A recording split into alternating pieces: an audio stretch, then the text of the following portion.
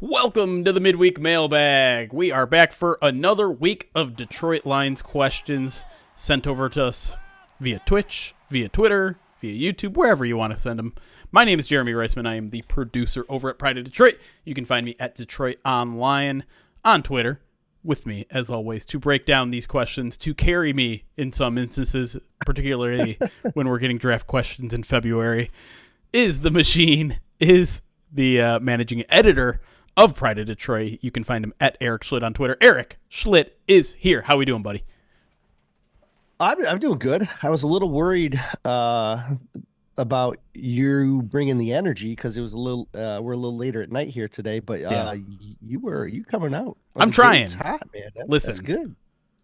I get a little energized when we go live, and I need it. Like maybe we should go live at night more because I'm a little baby. I go to bed early. I'm a morning person. I'm up and writing at 6 a.m., which means I'm ready to go to bed at 9. Mm-hmm. I miss those days. I miss those days. Now my kids wake up early, so I got to write at night. So it's that makes sense. It takes some adjustment, but it's worth it. All right. Well, let's get into questions this week. As I alluded to, a lot of draft questions this week. We're gonna dip our toe a little bit, but there's news to talk about that some of you are curious about. There's obviously free agency that comes before that. That's a big topic as well on this week's show. But let's start with our good friend Jason Krolik at Krolik on Twitter asking about the news of the day, which is, what are your thoughts on the coaching changes? How do you think they will fill the opening spots? So let me run through really quickly what the Lions announced today. They announced the Deshae Townsend's hiring, which we already knew about, although they did call him the defensive backs coach, not the cornerbacks coach, which is what was previously reported by Pro Football Talk, I think it was. Terrell Williams as well, which we already knew about, run game coordinator / defensive line coach. They also announced that the Lions have a new defensive assistant in Jim O'Neill. And then they didn't announce anything else, but their team website did remove 6 different people who were on there before. Let me run through them really quick. Senior offensive assistant Jim Hostler, defensive quality control coach Wayne Blair, defensive line coach John Scott, cornerbacks coach Dre Bly, and defensive backs coach Brian Duker, and then finally senior defensive assistant John Fox.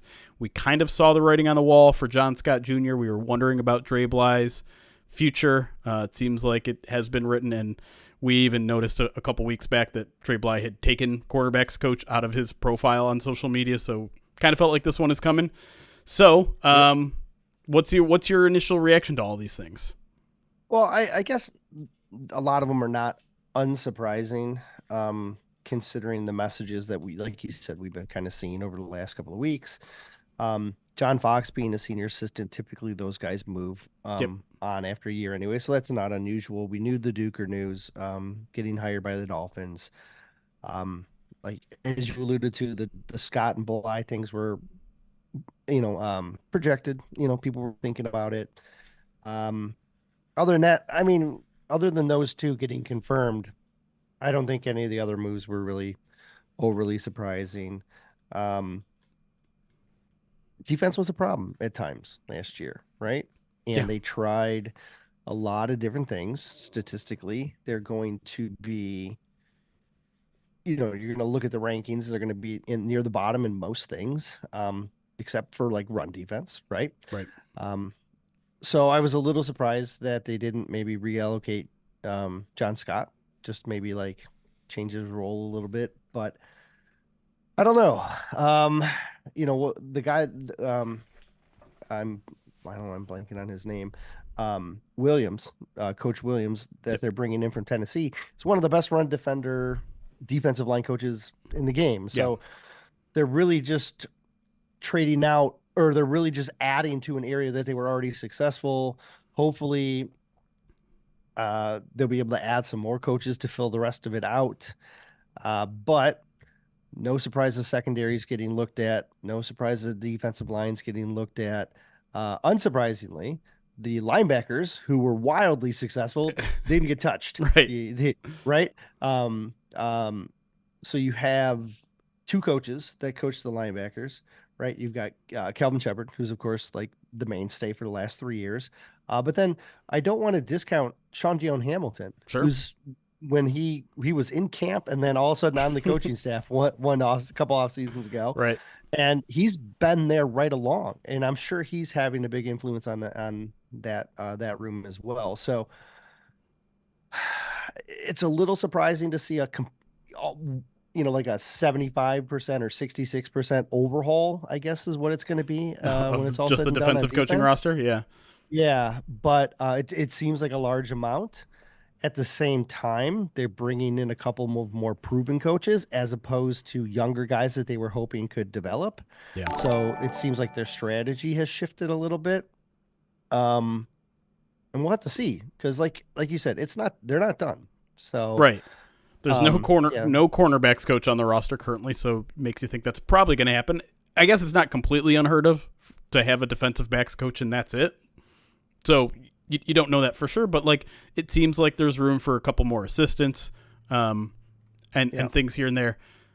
I will say like there is, I don't know, and I've mentioned this before on one of our podcasts. Like there is a little bit of anxiety or concern that I have kind of in the back of my head, not a pressing one, but like this team has really shuffled through a lot of defensive coaches in 3 years. And listen, if something's not working, you should change it. But for all the credit that we give Dan Campbell for being able to find good coaches,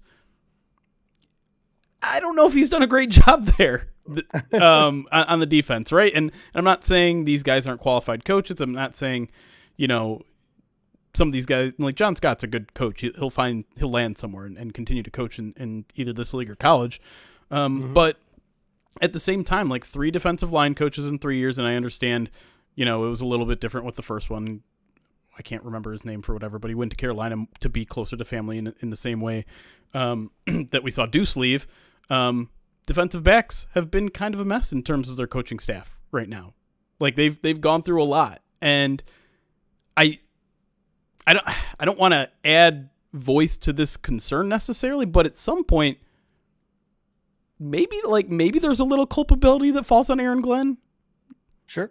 Like if you're continually rotating the pieces below him and nothing seems to be working, like some of that has to go up the chain a little bit. And I'm not saying Aaron Glenn needs to be fired. Let's be clear here, but something big has to change here too, because and I don't know. I don't, again, like I don't want to feel like I'm setting off alarm bells here, because the defense wasn't atrocious last year. It improved to the number 1 run defense in the league according to DVOA, and that shouldn't be overlooked or understated. But like the pass defense was awful at the end of the year. It was awful for really most of the year. And so is it a surprise to see when the pass rush was bad and the coverage was bad that the defensive line coach and the secondaries coach leave? Like, no, of course it's not surprising. But at some point, we got to stop the cycle here. We got to find guys that can either do it or admit maybe the problems run a little bit deeper than necessarily the individual positional coaches. Yeah, I think Todd Wash leaving for Carolina Wash, yeah. was a bit of a blow, because he was a veteran coach who was a former defensive coordinator, and the story we're sold is that he left to be closer, but you never know. Like Sure. you never know if that's just like saving face on everybody's account. But if we take that at face value and say, hey, he was leaving, that's it can't be helped, but Right. their strategy last year, both Scott and Bly came from the college ranks, Right. right? Yep. And they either didn't adapt fast enough or just didn't have the answers that they were looking for. And so now you're getting 2 guys who are veterans. Yeah. One of them's a former player, and they've both been established in the league. And like you are replacing That's a good point. these raw coaches with veterans. And so ideally you should see a quicker turnaround on that. You still have to fill out the roster. You still have to see how things mesh. You still have to see like the types of guys that they bring in. There's still a lot of that's going to unfold, but they seem to be trying to surround Aaron. I mean, Aaron Glenn had a young defense and a young coaching staff. Right. You know what I mean? Like sure. that's a hard. I guess we shouldn't be surprised that they weren't overly successful, but they did show improvement, right? Yeah. And you have to hope that personnel is a huge part of this equation too, right? Certainly. Like the defensive line didn't have that extra piece that they wanted opposite Aiden Hutchinson. Who was a capable starter in the secondary, particularly outside corner. But at the same time, Cam Sutton was a heck of a player in Pittsburgh, and for him to take a big step back, like that's unacceptable. And so, like, is that Dre Bly's fault? I don't know. Is it? That's what makes it so hard to like digest and react to some of these positional coaches, because you don't know what is impacting this player. Maybe he's going through something personally. Maybe he's not fitting in the scheme. Maybe he's getting bad advice from his positional coaches. We don't really know, and he's not going to tell us. But I will say that was a very unhappy group of cornerbacks this year, right? Like Cam Sutton kind of shut out from the media towards the end of the season, and understandably so. Jerry Jacobs wasn't very happy with getting benched, I'm sure, and dealing with injury. And it was just a frustrating situation all around for most of that secondary outside of guys named Brian Burns and Fatu Melifanu. Brian Branch. I wish we had Brian Burns. Sorry. I was just, you know what? Man. Nah, I was just reading about how he's getting tagged, and he's likely getting tagged, and he slipped into the consciousness there. But anyway. That's a game changer. All right. Anything else before we move on? No, I have a theory on Cam, but I know we have another question coming up that surrounds Cam, so I'm gonna hold on. Do you want me to jump to that one? Oh, if you want, you can. I'm trying to remember what it is or where it is. Oh, okay, here we go. Yeah. All right. It was actually the second to next question, so we'll jump to it. Between the Numbers on Twitter asks, what early narrative this offseason do you think has become bigger than it should be, and vice versa, what isn't being talked enough? And then he says, for example, Sutton's track record should cut him some more slack that he's gotten, or Iffy and Kirby's lack of track record should be under more scrutiny. I'm with the Cam thing being overblown a bit, because I do think Cam has a track record of success. I think he got put on an island, and you got to remember he has been wildly successful as a zone corner over his career. Sure. And they started the year out playing zone, and he seemed comfortable. When they shifted to more man heavy in the latter parts of the year, that's when he struggled, because I don't think that's necessarily where he's suited best. Right. And so I don't think the Lions are necessarily going to like pick one or the other and go man heavy or zone heavy. Like from now on, I think they're going to try and strive more towards balance. But I think how Cam responds is going to be a big storyline for their defensive success, because he's going to start. Like he is. He's going to be one of their starters. You can't replace both starting corners in an offseason easily, right? And so he's going to play. And if you can get a guy that's strong opposite him, it's going to make his job easier. Right. If you are playing more schematic situations that can help him, great. That's going to benefit everybody, right?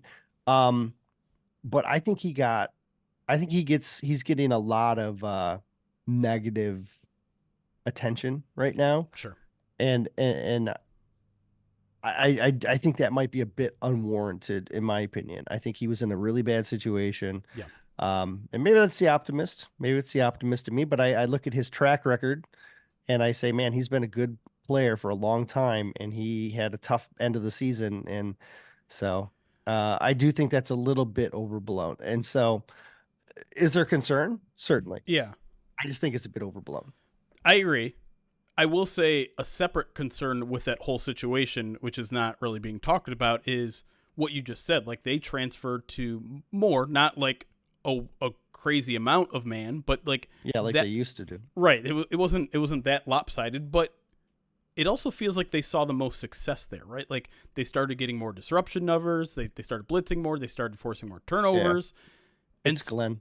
Right. And I think that might be what Glenn wants to do. And if that's what Glenn wants to do, then you kind of have to go back and question, was Cam the right signing?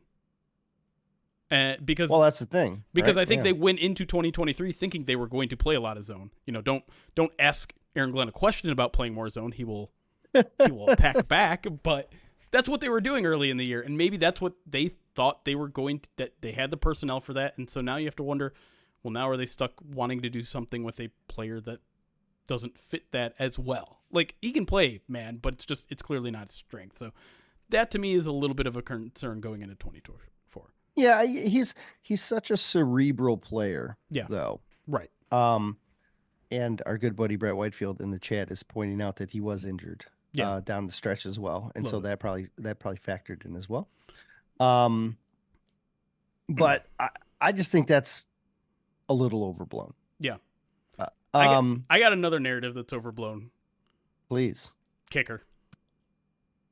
Oh, I'm sorry. I'm sorry. Like, I know everyone wants a kicker. I know everyone wanted Dan Campbell to kick field goals in the NFC Championship game. I'm not convinced this team is prepared to spend a lot of resources on a kicker, and I'm also not entirely sure that they should. Like, listen, I've said since they let Matt Prater go that I think they made a mistake, and it would be very, very nice to have a long range kicker. And you see it in the Super Bowl, right? The two teams set records, blah blah blah blah blah. Dan Campbell is not going to slow down going for it. He's just not. That's the question, right? He won't. It's the question we always come to: is the chicken or the egg? Right. Right. Yes. Does he go for it because he doesn't have a big league kicker? Or does he not have a big league kicker because he likes to go for it? Right. Which one do you lean towards? I think he just loves going for it. I think he sees the value in going for it, and I agree with him. The only time that this strategy will get them in trouble is at the very end of games. If they are in a situation where they have 30 seconds to get in field goal range, and that extra 10 yards of comfort plays a huge part. But how many times did they run into that situation last year? Zero. Like zero. Right. And the one time they were in like mediocre field goal range in against Los Angeles, the Chargers, just Patterson hit it. They just threw it another time. Like, they could have kicked a field goal earlier. They could have ran the ball. They're like, no, let's get another 10 yards. And they did. Yeah. It was like a 38 or something like that. Yeah, exactly. He's within Patterson's range. So, I mean, listen, if you want to win the Super Bowl, you might be put in that situation where you need to kick a field goal at the end of a half and you don't have enough time to get inside a 50-yard field goal. But that is a few and far between thing. And so people talking about drafting a kicker in the third round, in the fourth round, I hope, I can't say for sure Brad Holmes won't do anything like that because I never really talk in absolutes like that, but I hope to God he won't. No, I don't think he would either. I just don't think the value's there in his mind. I could see them draft a kicker, but not. Yeah, I mean, if you do it in round 6 or round 7, I don't care. You're essentially just drafting special teamers in those rounds anyways, typically. So, right, that's fine. Now, don't draft a long snapper, but like, Jimmy Landis getting strays here on the midweek mailbag. Well, I didn't say his name. Do you think there's anything that's not being talked about enough with this offseason? And that question was posed as concerns. Yeah, right? Yeah, sure. I think that maybe it's just recency bias because I just posted the article today, but I wrote an article about offensive tackles to watch in the draft because it could be a top 100 need that they could draft a tackle that could just be their OT3 in round 3, and it wouldn't be surprising. And it's like people thought like I was like talking about selling the team. Like that was saying like Dan Campbell's got to go, got to sell it. We're going to move it. We're going to move it to Grand Rapids, right? Like you need depth. When you have a good team, you draft depth in the third round. Like, and they Taylor Decker's in a contract year. Like I laid it all out, but like there's a couple of like positions on this roster and a lot of depth positions that people are just completely overlooking and dismissing. Like they don't have a wide receiver X. Now they haven't really a real wide receiver X for 3 years. Maybe they don't need one. Maybe they don't want one.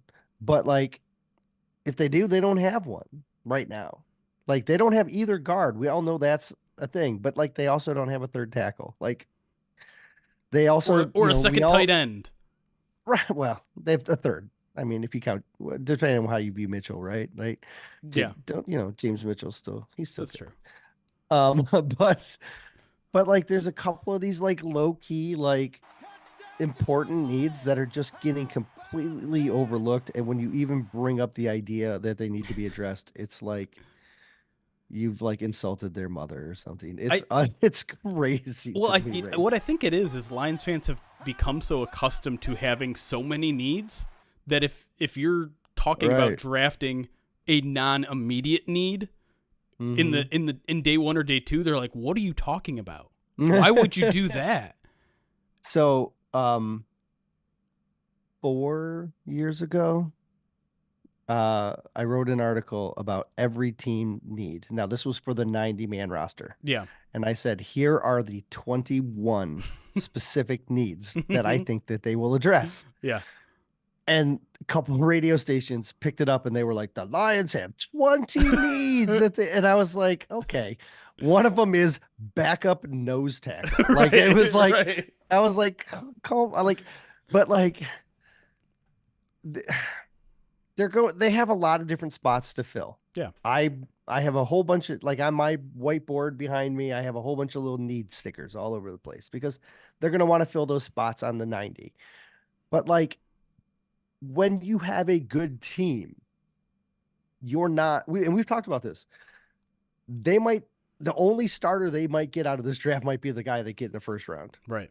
You know what I mean? Because like they have depth everywhere. They have money in free agency where they can fill some holes, and and with like guys that are probably not going to be challenged. And so think about the third rounders that they've gone after in the past. Look at last year's third rounders: Hendon Hooker and Broderick Martin. Right. Neither played. They played like 9 snaps combined. Right? That is what your third rounders are now. Yeah. So look. Everybody loves a mock draft machine except for you. And True. you can, in those mock draft machines, there's all these guys that you're like, oh, that dude can start in the third round. Well, yeah, he can start now because we haven't hit free agency, right? And we haven't filled these other holes in. Right. Like, but when the draft comes, that guy that you're getting in the third round is going to be a backup, like on this roster, because this roster is deep enough. And so like it's okay to talk about drafting a guy in the third round as an insurance option for Taylor Decker, a guy who can be there because of injury. Maybe he can do other things. Like these are things that good teams address. And so I think a lot of those backup roles are being wildly undersold right now. Yeah. And also like third rounders shouldn't be starting on your football team. Across the board in general. Like if you're starting a third rounder right off the bat, it means your team's bad. Yeah. Well, yes. I mean, because look at when the Lions were bad, when Brad Holmes and Dan Campbell took over, their first, second, third, 2/3, and well, no, I'm sorry, not the second. Yeah, two fourths, 2/3, and a first all start. Right, and they all start now because that was a bad team. Yes. And to be clear, I'm not saying third round picks can't be starters. I'm just saying in their rookie year, they shouldn't be. We see like last year is a perfect example. We saw a couple mid round picks finally click in year 3. That's how it usually works. And so, I mean, you can find talent. You can throw your Amon-Ra St. Browns in the chat. I understand sometimes. Dude, Amon-Ra didn't start. But he didn't start until the second half. Okay. The second half of that rookie season is when he started. I think we all forget because he was insane. He was the best receiver on that team. He should have been starting from the jump. Yes. But yes, even the all pro before he was a Pro Bowler, Amon-Ra still fell victim to that. Like this is a roster that isn't going to need it's going to be a different strategy again. Yeah. Like a completely different strategy than what we saw last year. And we're going to get into more draft strategy when we come back from our break because it's time to take a break here on the Midweek Mailbag. We'll be right back. More Lions questions, more Lions answers. And that's it. That's how a Midweek Mailbag works.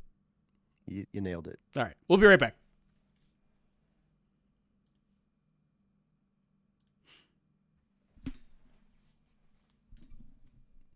All right. Hey, everybody.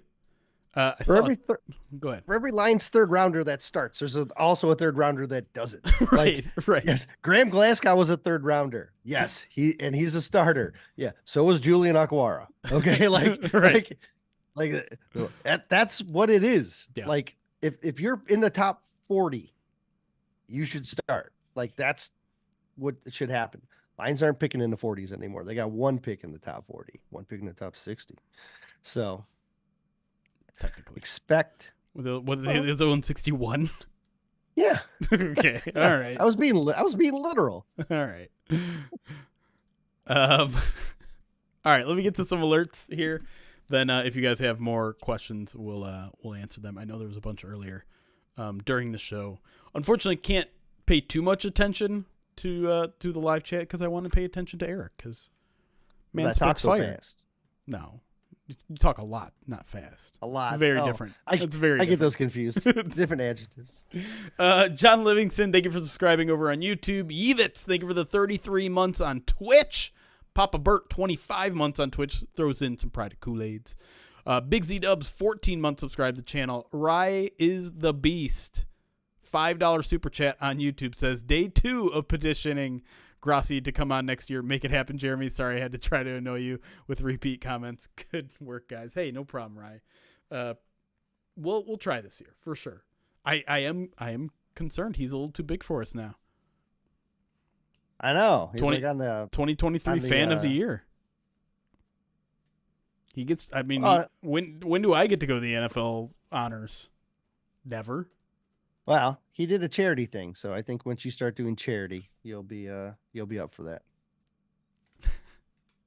I did it first. No, it's my idea. No. We are not. We're not playing that game. Tara DC, thank you for the 14 months. 21 Kissel, thank you for the 3 months. And Thano TV, thank you for the 21 months. Says 21, baby. Phoenix, I was actually going to write about that tonight. I'm not sure if I'm actually going to end up getting around to it. Maybe I'll do it tomorrow morning because, again, I'm very sleepy at night. But I'm kind of interested in your opinion, Erik.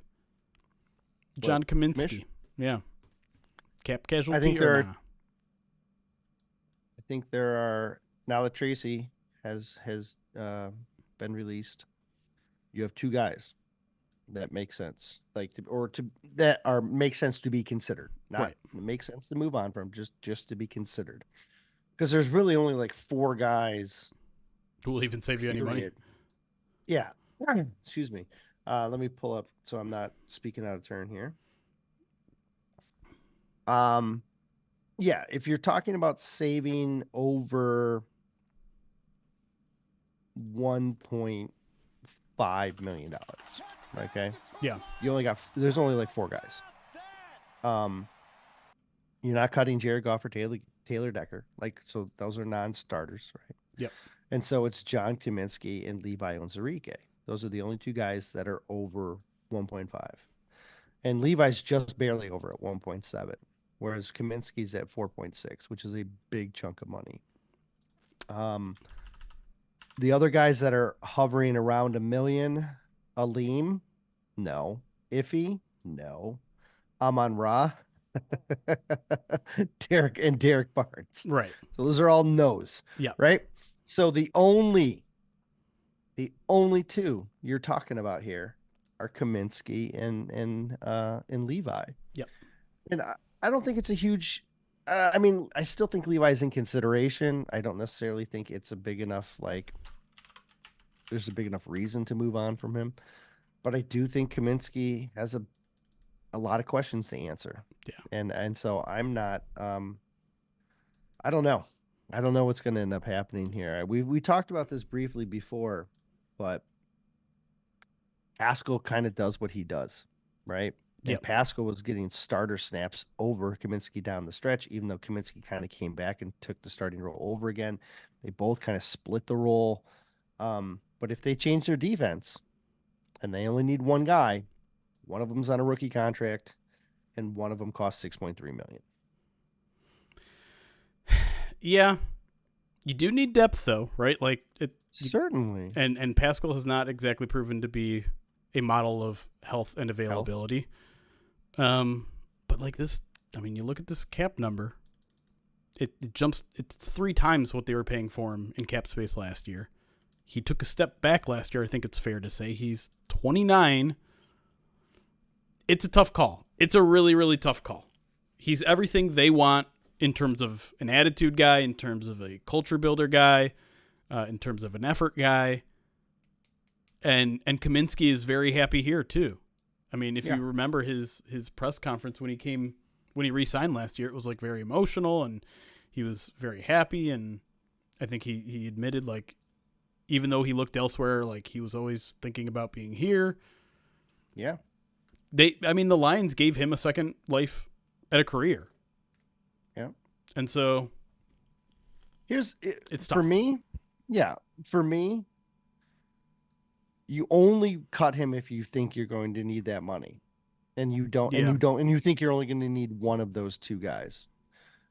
Because if the cap goes up to, I don't know, it's being rumored between 245 and 250.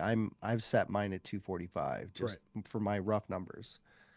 With Tracy off the books, their cap, including their draft picks, their current draft picks, they're still gonna have around $45 million to play with. That's a lot of money. Yeah. You know what I mean? Yeah. And so, yes, they're gonna give some money to extensions, and we'll talk about that, I think, as we get on here. Yep. But they have a lot of money that they're going to have to be strategic in how they use. And if we believe Brad Holmes, that they're not looking to, like, set the free agency bar, then they're probably not going to need a ton of it. You know what I mean? Like, maybe they go after one guy, you know what I mean? And then maybe they get a 2, 3, 4, 5 re-signings done, or bring guys back, and then or contract extensions. And it's not a necessary move.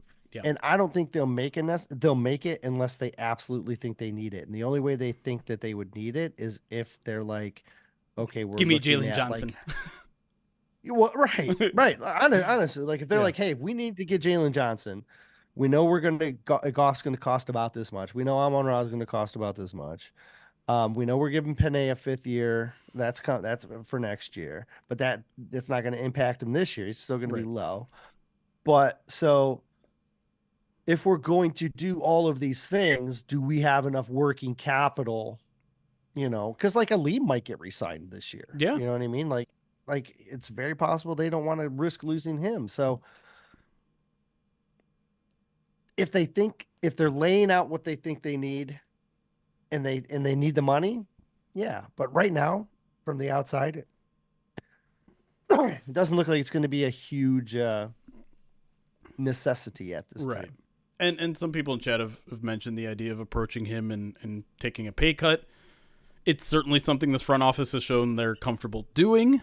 I don't love it personally, and I kind of voiced it when it happened twice last year. I understand in those instances it was Charles Harris and Romeo Okwara and maybe a third. Was it Tracy? Sorry, too? Say that again. The guys who took pay cuts last year was Charles Harris, Romeo Okwara, and was there a third? I feel like there may have been a third. Either way, Vaitai. That's right. I don't love it. I think it's a little bit in bad faith. I understand it's what maybe is necessary sometimes, but if you give John Kaminsky a 2-year deal, a 2-year whatever $1 million deal, and then you cut year 2 of it in half, like, at the same time, what did we say when we saw that contract? It's a prove it contract, right? Like, it's a prove it deal. It's and true. If he didn't prove it, they can say, hey, look, you didn't prove it. You're not worth this much money. Do you want to restructure, or do you just want to be looking for a new team? So it's possible, but I agree. You don't want to get that label, right, of being a team that's going to, like, back out. Which is why you need to make sure that you're paying the guys that are doing the right things for you. Right. You know, like, they've been doing that. Like, they paid Khalif You know what I mean? Like Khalif was Right. integral, and they were like, "Look, we need Khalif." And again, this is wide receiver 4 that that if you look at a national website, they're going to call him a punt returner before they call him a wide receiver. Right. You know what I mean? Right. Yet he was signed because of what he does, like Yeah. all around, not Right. just not And just punt return. and all of that fits into their overall mantra, right? Like you're not gonna play if you're not playing well. You're not going to, Yeah, start if you're not playing well. Doesn't matter how much we're paying you. Doesn't matter when you were drafted. And so I guess you could make the argument that, okay, you're not going to see the second year of your contract if you're not playing well. Just, to me, it's an overall bad look, particularly if you make a habit of it. Because, yeah, players are going to notice that, right? certainly. If I see every single year the Lions are asking guys to take $5 million pay cuts, is that going to make me second guess signing with them? Yeah, hell yeah. Yeah, it would. Mm-hmm. But that's why you got to balance it with the Right. paying the guys that are doing Yes. it, right? Yep. 100%. All right. Let me get back to some questions and alerts. Thomas J. Hutchins, 16 months subscribed on Twitch. Damian Smith, £5 super chat over on YouTube, says, will you be doing free agent first bites? And if so, will you include Matthew Betts? Thanks for humoring my questions. Yeah, we did we did do them last year with the bigger signings, but we did one on Emmanuel Mosley. We did one on Cam Sutton. I think we did one on Montgomery as well. So yeah, if there are big signings, we'll do them. And if you know what, it'd probably be worth it to do it on Matthew Betts too, right? I can start looking into that. People want to know about him. He's an intriguing signing, and I'm sorry, I shouldn't say no one. Not a lot of people watch the CFL that follow the Lions. And so to get maybe a little bit of insight on someone following the BC Lions, I don't know if there are a lot of people out there. Just having John as your guest. No, we're not going to do that. I love you, John, but we're not going to do that. Let me tell you about why he's going to start. All right. You watched him at Laval? Dang. Duckline wants. You know what? I'm kind of curious. This is one of the questions I answered in our Pride of Detroit direct mailbag. Yeah. What are your thoughts on Hendon Hooker being the Lions' Taysom Hill? QB sneaks and designed runs and such. I don't know. I want an actual quarterback that's going to be like a backup quarterback. That's going to be like a backup quarterback. Yeah. Because I would hate for Hendon Hooker to get hurt on a screenplay and then have Jared Goff get hurt. Because then you're like, oh crap. You know what I mean? Yeah. Now, if the way the Saints used to do it was Taysom was their QB3. Right. So if you're like, hey, let's snag a QB3 who can do that. All right, I'm listening. Right? I'm listening. I don't like the idea of Hendon. I think Hendon's upside as a quarterback is too good.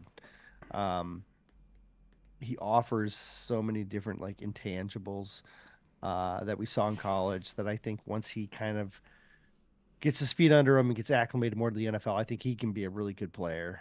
And so I don't know if I would want to risk it. I don't, you know what I mean? Sure. Like all I ever remember, like the first thing that pops into my head whenever we talk about using actual like quarterbacks at like skill positions like that, or at not even anywhere else, excuse me, outside of quarterback, I always think back to Drew Stanton.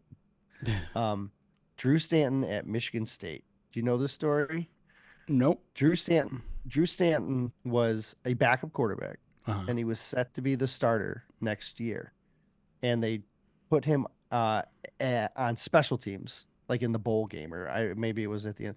And he got hurt, and he was done. And he was like, and I don't remember how long it delayed him, but like I remember thinking when I saw that happen, like this is the guy that's going to be your quarterback down the road, and you're putting him out there on special teams, and he got hurt. Exactly what you didn't want to happen, right? Yeah. And so like the Stanton thing always just like resonates with me. It's like it's not worth the risk to try. It didn't stop him from being a mid-round draft pick. Yeah, he was the best Lions quarterback at one point in his career. Yeah, well.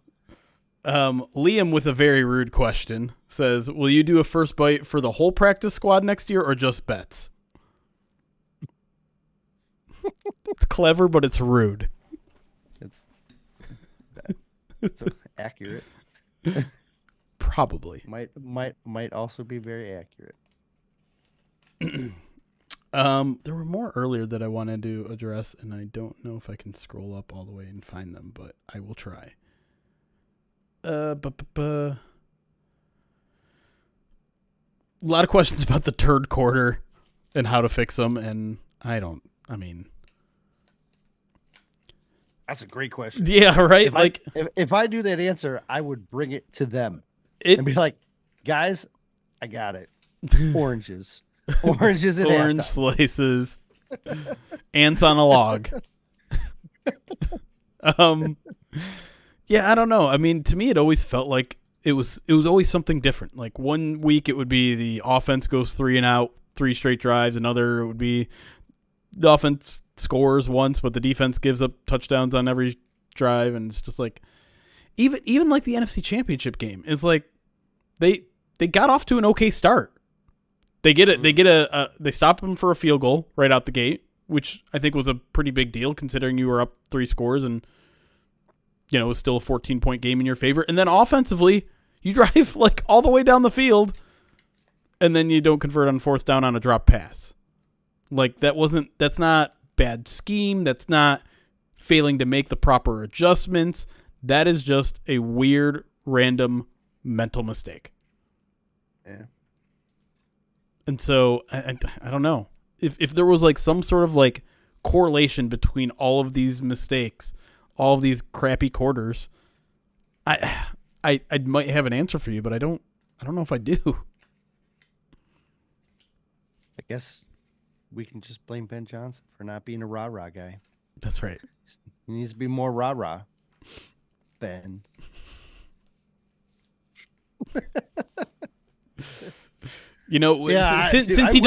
Since he doesn't interview well, I bet his halftime speeches are probably pretty bad. Wow.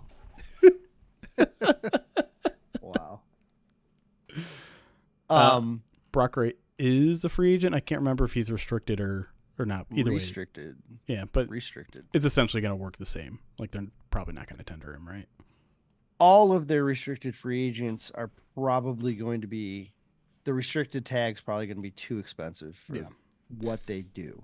Right. So I expect some deals to be done right around at the start of free agency, maybe right at the beginning of the tampering period, where a lot of those guys that were restricted free agents probably get like a new contract as opposed to a tag. Right.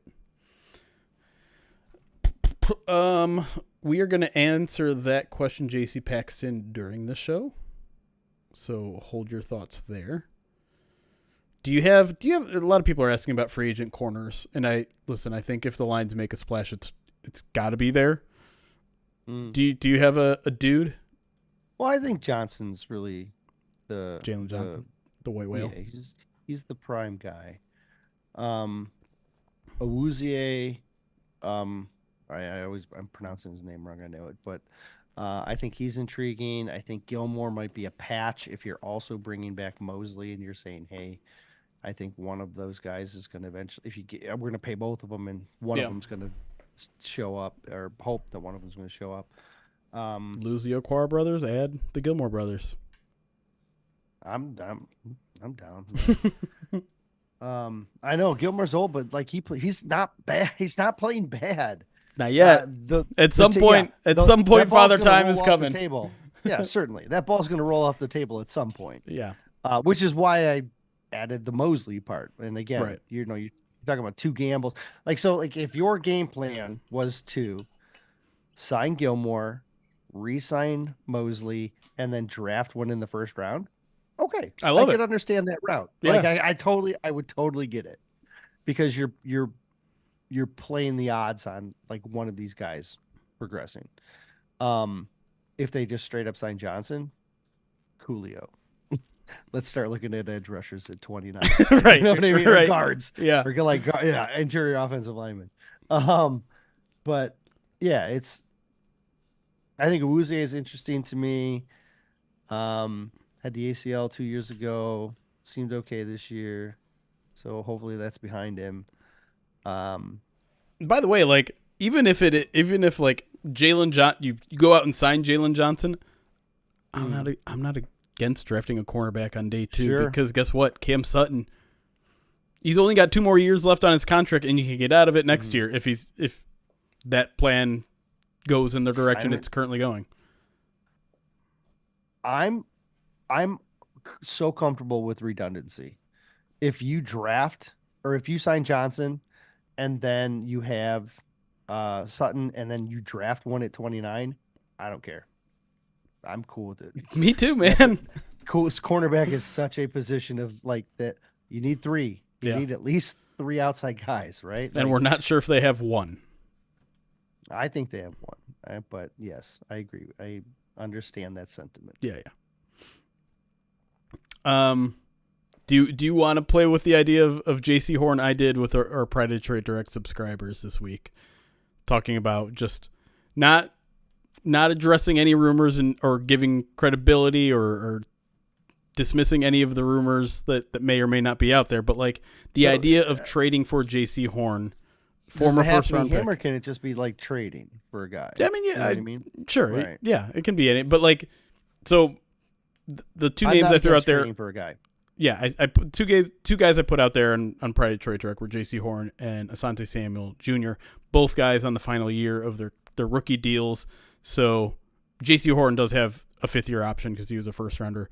Asante Samuel is a 2nd rounder, same draft class, so he doesn't have that 5th-year option. Asante Samuel has been the better player because JC Horn has only played in 20 games due to a broken toe, a broken wrist, and then he had a hamstring injury that held him out for like 10 or 12 games last year. JC Horn, I think, has the higher ceiling. I think he's a better player. He's been phenomenal when he's been healthy, finished the season healthy, so that's good. Probably comes at a lesser price. And the reason I also picked those 2 guys is regime changes. Panthers are going through a complete regime change, although they kept their defensive coordinator. The Chargers are obviously going through a complete regime change with Jim Harbaugh. There's probably going to be a lot of roster overturn, and both those teams are kind of bad, although I think some people think the Chargers could have a quick bounce back.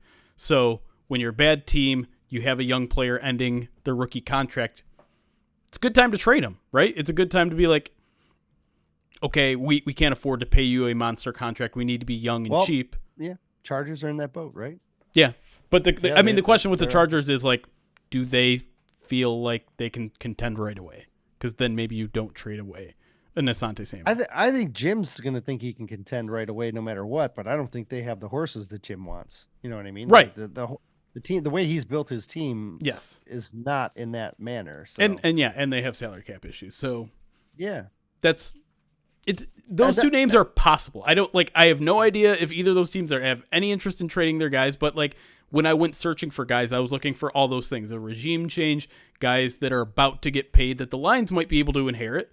I know they're about to pay a bunch of their own, but like I think JC Horn is a really interesting situation because you could theoretically trade for him, pick up the 5th-year option, which is going to be expensive. Like he's going to be like a $12 million fully guaranteed thing, but he's only costing you like 2 or 3 this year. So I like to think of it as a 2-year, $15 million full, like call it fully guaranteed trial period. And if he balls out, awesome. You just got 2 years at a great deal, and you can either let him walk and get a compensatory pick, or if you're in a good cap situation, you pay him because he's only going to be 25 or 26 at the end of that. JC Horn would cost 11.3 for his 5th-year option. Yeah. So that's nothing. Yeah. I'm looking at some other cornerbacks in that round. Greg Newsome, Eric Stokes. Right, yeah, that's exactly. The Falcons tried the same thing with Jeff Okudah, although Jeff Okudah had injury issues and wasn't good when he was out on the field, whereas Asante Samuel's been pretty good, not injured, where J.C. Horn has been injured, very good. I was curious. We could, you know what? Lions should just re-sign Jeff Okuda. Problem solved.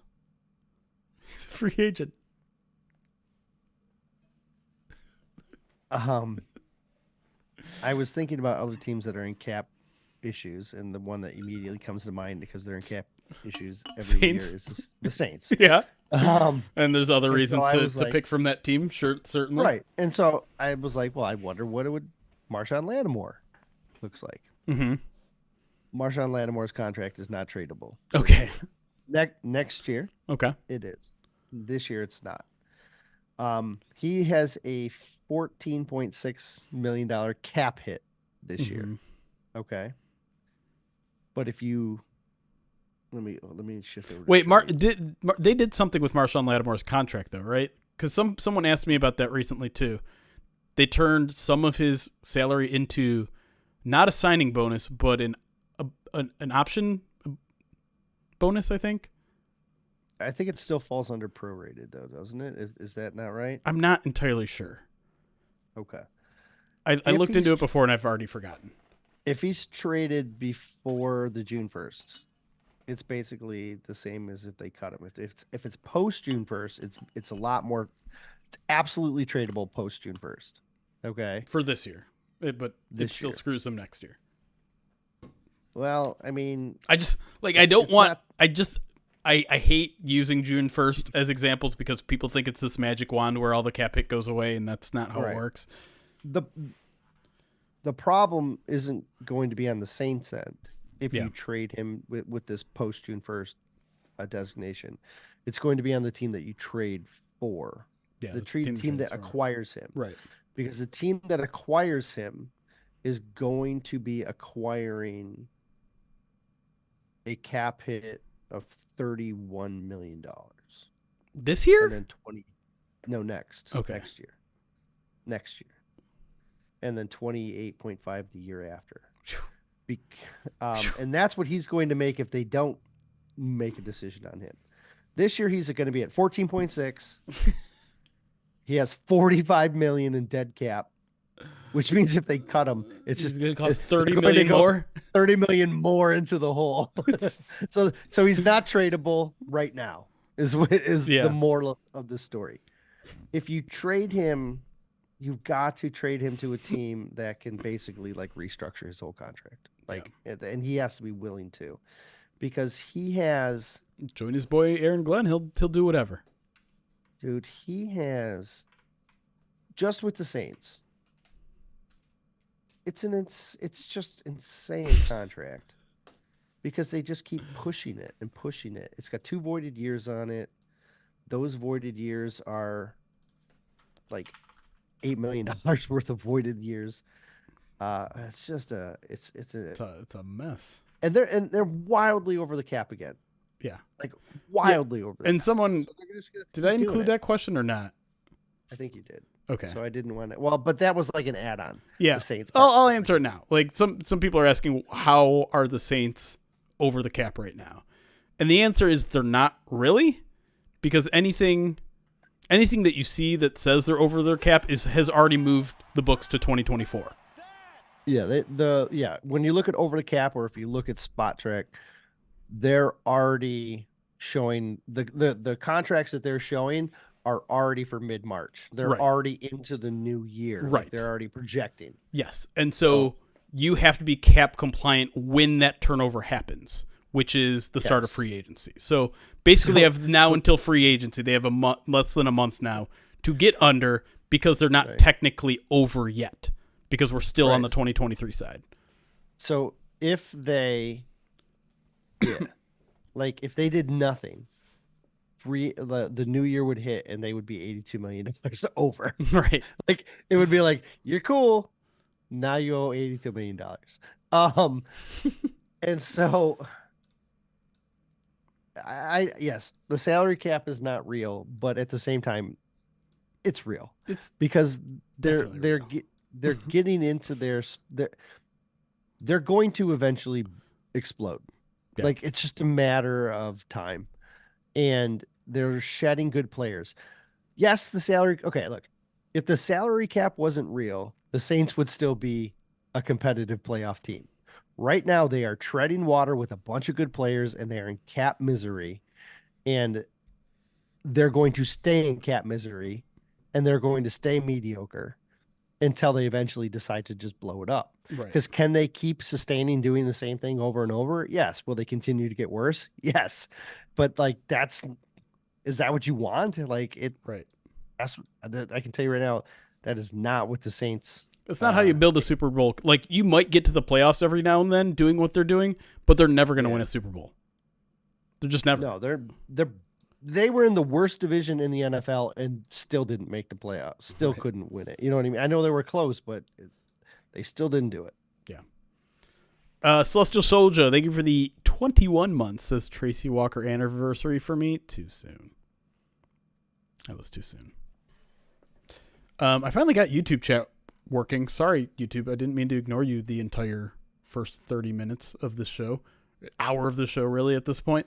For some reason, it wasn't updating, so I just refreshed YouTube, and there you guys are. So if you guys have any questions, I'll look a little harder at YouTube before we get back into things. They can only push. There's a limit to how many voided years you can add onto a contract. Yeah, I think it's like 4 or And 5. I don't remember if it's two. What is it that many? I thought it was like three, but it might be a little bit I think more. who? I've read it before. It's there's a cap to it. Yeah. So yeah, you can't just like extend it forever. I swear I recently saw someone's contract that was essentially a 1 year deal, but it had like 4 void years on it. Wow, it's a lot. It's crazy. Was it Kelsey? I almost feel like it was one of the Kelseys. I'm going to look it up. Oh. A lot of them will have one or two, right? The trick is, depending on the way the voided years work, is you can add, like, let's say you add 2 voided years on, and the reason you're adding 2 voided years on is because you want to extend the signing bonus over all of those years, so that you spread out the cap hit over those years. But when that contract voids, all of those voided years money comes due immediately, right? So I have Jason Kelsey's up, and it's 4, and I don't even understand what I'm looking at. The Eagles at. are in bad shape too. But it's 4, but it's also like the prorated signing bonus is different every year. Enlarge it for me a little bit here. My old man blindness. I feel like maybe they just continued to add void years since the prorated signing bonus is different every year. That seems logical. And maybe you're only allowed to add a certain amount at a time. He's 41 in 2028.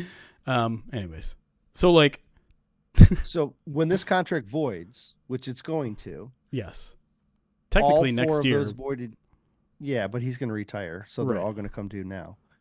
Which is all 4 of those voided years come due immediately, which is 16.4 million. Right. Plus, if he retires this year, that 8.6 is going to be added to it as well. Oh, and he has a base salary. Is that base salary guaranteed? No. So it'll be 16 plus 8. So it'll be that 25 million. Yeah, when he retires, the Eagles are going to have a $25 million cap hit because of it. Yeah. Eagles are in bad shape too. And from a cap standpoint. This is the rub. Like, eventually that bill's gonna come, and you're gonna look like the rookie paying the veterans meal, right? Yeah. You're basically paying for Jason Kelsey without having Jason Kelsey. Yeah. More. So yeah, it gets tricky. Real tricky when you get in the red, and if you're not smart about getting out of the red, which is why the Lions were so talent void, in their first year Yeah. was because they shed all of the crap that they had from Quinn's contracts.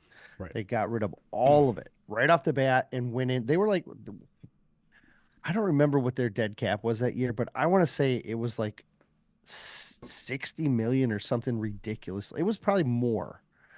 I know that when you added up like the dead cap and the IR players, it was like over 80. Like it was like half the salary cap Yeah. when you that first year. It was It was bad. insane. Yeah, that's why they won 3 games. Right. Right? Uh, So, Two more yeah. questions here before maybe we jump back in. Damian Smith gets to jump the line for his £2 donation. Over on YouTube says, who will be QB3 / the emergency QB? Draft Sudfeld? Practice squad. Whoever makes the practice squad will be QB3. You don't think they're going to carry 3? Nope. It was their rule they're that they QB. made, though, Eric, remember? Yeah, but they won't need to. You can add them later. Yeah. You know what I mean? If you need to do that, like you don't need to carry them for 16 games when you can just add them in 17, and the same thing applies, right? Like it's the same rule. Did you just censor yourself? That was weird. I changed my word. Censored yourself. Okay. I do think it should be a veteran. I've mentioned this a couple times before. I think it would be wise to add just a good voice in the room, a guy who knows what he's talking about, a guy who can break down film, a guy who can sit next to Jared Goff and show him what he saw on the little tablets and all that sort of stuff. Sure. Could be Nate. It could be Nate. I thought it might be David Blau at the time when I answered that question in whatever mailbag that was. Seems like a good coach. Right. Because he fit. I mean, that's why I picked him. Like he fit that role very well. But now he's a coach. Where do you go? Miami, Washington. Oh, that's right. They're stealing everybody. Everybody Except for our not named offensive Ben coordinator. That's all right. And then question here. Maybe you have the you probably don't have it right up right now, but JT Sam is asking about tagging Jonah Jackson. How much would that cost? Oh, I can look at a pro fast. A lot is the short answer. Like 20-some million, I think, right? Let's check. Won't take that long to find. For a offensive lineman, because they get grouped as offensive line, tackles, guards, everybody, it is 19.8 million, 19.88. So basically $20 million. Yeah. So, and that all hits this year. That's a $20 million cap hit. Yeah, it's guaranteed. Yes. Too. And so, like, you're looking at these estimates that's like 50 million in cap space or 40 million in cap space. Boom, half of it gone. If you sign Jonah to an extension, though, and let's say you even pay him 20 a year, which is not what he's going to get, I don't think, but let's just say theoretically you give him a 4-year, $80 million contract, his cap hit for year one is probably under $7 million. I was going to say 8, but yeah. Yeah. There you go. Like that's Yeah. So if you're going to bring back Jonah Jackson, just don't mess around, just re-sign him. Because these 1-year deals are rough. Yeah. Let's go back to quarterback. Okay. I looked up the free agent quarterbacks. Uh-huh. And I sorted them by who's the oldest. The oldest is Joe Flacco. Okay. You get Flacco, yeah. The next is Josh Johnson. Okay. Who was Bring him back at one point. Yep. He's been on every team, I think. Then it's Ryan Tannehill, Kirk Cousins, both 36. I kind of like Ryan Tannehill on Thursday Night Football. Let's keep him there. Then 2 35-year-olds, Tyrod Taylor, who I wouldn't mind. Sure. And Blaine Gabbert. Okay. Now you're at 34. Apparently AJ McCarron is still in the league. I didn't know that. I don't think that's true. That's what it says. Tannehill Matt isn't Barkley. still in the league. Well, I mean, but he was on a team last year. Was he in 2023? Yeah, wasn't he? Oh, you know what? I'm mixing him up with Fitzmagic. That's what I'm doing. Those guys are for some reason the same in my head. Okay, got it. Matt Barkley, Trevor Siemian, Brandon Allen, Carson Wentz, Teddy Bridgewater. I'd like to bring him back. No, I don't think he's not in the league anymore. Jacoby Brissett, Jeff Driscoll, Nate Sudfeld, Marcus Mariota. Those are the Marcus Mariota. Those are the guys that are over 30. There's a couple 30-year-olds like Nate Peterman, Jameis. We're not signing him. Winston, Mitch Trubisky. But which of those guys are you like, ooh, I like him? I can tell you there's like 2 guys on this list. And one of them's Tyrod Taylor. But like, I'm signing Tyrod because I like Tyrod, not because I'm. But then, I mean, he's not going to play in the practice squad necessarily. I don't know. It's not. My head hurts. We're talking about QB3. Well, not just QB3. We're talking about old QB3s that could be another voice in the room. We had moved on from that quickly, and you're like, wait, Jeremy, I need to go back to this. I am thorough. No one will argue against that. I mean, Sudfeld has been with it. He's been with this scheme for 2 years. Sure. Like he could knows be it. enough. Yeah. Bring him back. I could write the free agent profile on that tonight. Have it for you tomorrow, and it'd just be that. He didn't do anything last year, but he was in the room. Wait. Oh, right. So they brought him in right before the start of last year, right?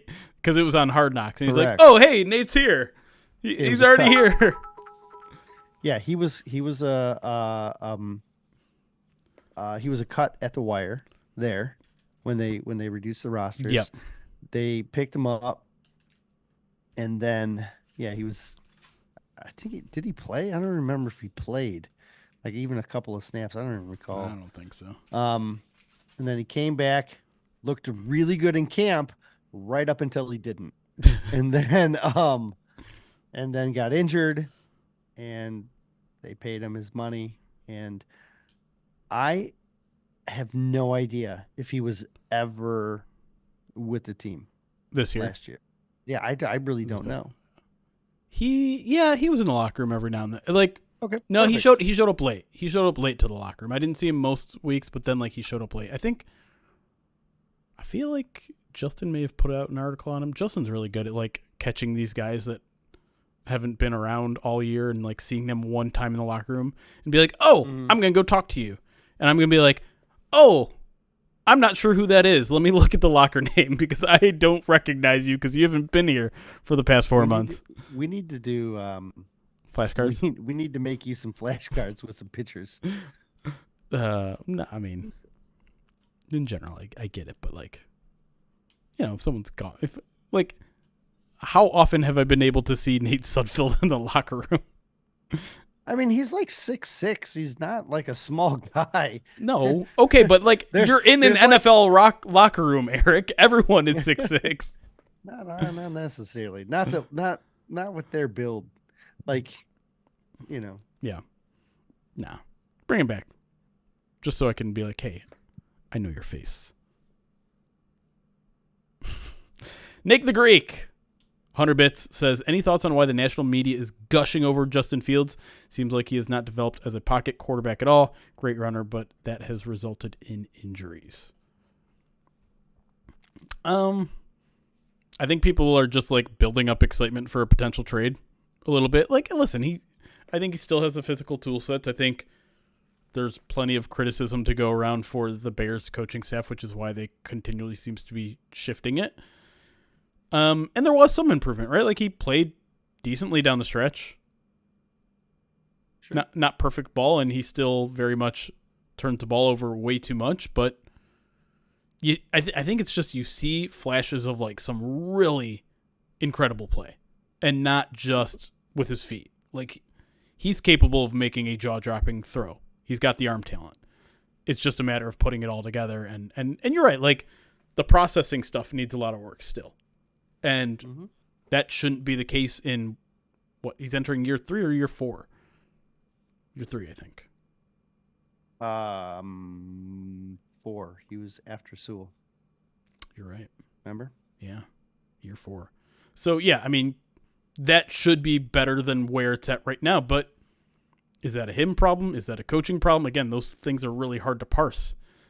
But I mean, that's why you always say, like, sometimes it's not when you get drafted, but where you get drafted. And so does Justin Fields have a completely different trajectory in his career if he, lands in a respectable spot? No offense to Chicago. Offense meant to Chicago. I should take that back. Definitely offense meant. I don't know.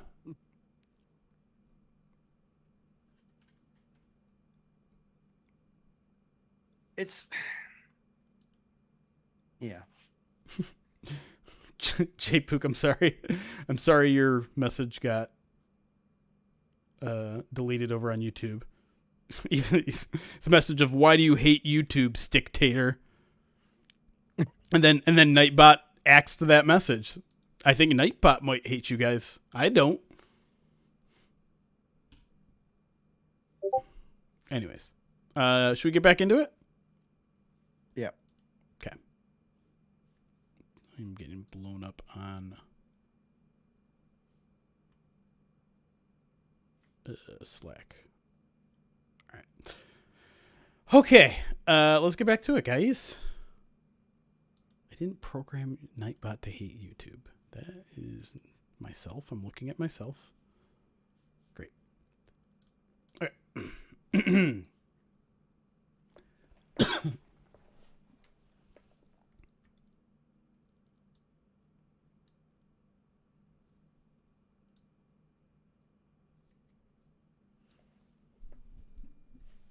And we are back here on the midweek mailbag, answering your questions live on Twitch and YouTube. Join us Wednesdays, if you want to be a part of these live shows, where we also spend about an hour in between segments answering more questions that you guys hear on the podcast feed. Subscribe to us on YouTube. Subscribe to us on Twitch. There's a ton of awesome bonus content there. That's not even just podcast stuff. There's stuff that never makes a podcast. Great YouTube content over there by our good buds, Miko and Morgan. But anyways, let's talk about the podcast at hand. Let's get to more questions here. Let's move next to Jacob, at Jacob, and a whole bunch of numbers after that on Twitter. Asked, do you see Brad Holmes trading up in the early 20s for a position like corner or edge? I just don't know if one is going to fall to 29. I could see him trading up for anybody. It doesn't necessarily have to be corner or edge. Yeah. He's done it before, and I fully expect it to be in his range of thought. They're going to have a limited number of guys they have first round grades on. What was the number last year? 14, yep. Right? So they're going to probably have, let's just, for argument's sake, just say it's 14 again. There's going to be a handful of the guys that they don't have first round grades on, they get picked. And then if one of those guys, or if they're down to their last couple of guys and they're like, oh man, we want to get one of these guys, I absolutely could see him trade up. And that could be at almost any position. Yeah, I don't love it. I've made it known more than one time I don't love general managers that make a habit out of trading up, but based on track record, Brad Holmes is very much not afraid to do that. And so I'm kind of the belief here that, like, your team is so solid right now that sit on your hands and just take whatever's given to you. Like, you don't need to get aggressive. You don't need to waste draft capital. You don't need to get rid of future draft capital. Stay like in this, having all of your draft picks mode, which you do this year outside of upgrading a fourth to a third. Like, you want to keep that going. Your specialty in terms of roster building is the draft. You're very, very good at that. Don't take away assets unless you absolutely have to. And I don't think they are going to be that kind of spot when they get to the NFL draft where they have to have someone. I say it over and over again. You're probably going to hear me say it every other podcast. They're going to fill all their needs in free agency. They're going to go into the draft thinking, let's just get our guys. And knowing that they have very specific things in mind, knowing that they had 14 first-round grades last year and they were able to get 4 of them, including 2 in the second round, there's going to be one of those guys available to them at 29. It's not guaranteed, obviously, when, 14 guys, 29 picks. But the way that this team values certain things, I think it's unique in a way that he's going to have an option at one of his top guys when they're there at 29. And last year was a bad draft, right? Like he kept saying, it's a bad draft. There's probably going to be more than 14.